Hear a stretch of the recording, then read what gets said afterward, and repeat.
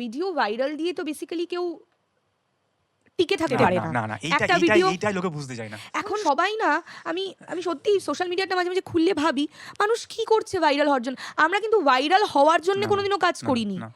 আমি মনে করেছি আমার ভিডিওটা একটা লোকে দেখে বলুক কি দেখলাম, একদম, যাতে একটা বছর মনে হয়। আমি নীলদিগন্তে ভিডিওটা করেছিলাম দোলে, সেই ভিডিওটা আজও মানুষ আমাকে মেসেজ করে, প্রায় 3 বছর মতো হয়ে গেছে।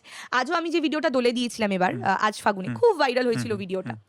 তো সেখান থেকে মানুষ আমাকে একজন কমেন্ট করেছিল, আমার এখনো মনে আছে, যে তোমার এই ভিডিওটা খুব সুন্দর। সবাই হয়তো আমার ক্যারেক্টারের নাম তিতলি, যেটা আমি অ্যাক্টিং করছি। হ্যাঁ, তো সেখানে একজন কমেন্ট করেছিল যে অনেকেই হয়তো তিতলির আজ ফাগুনে এরাতে আছে, আমি কিন্তু এখনো শ্রীতমার নীলদিগন্তে এরাতে বাঁচি। তো this is a beautiful comment. আমার এত ভালো লেগেছিল যে মানুষ তো এইভাবে নখদর্পণে কাজ দেখে, তার মানে ওয়ার্ক ইজ সামওয়্যার এখনো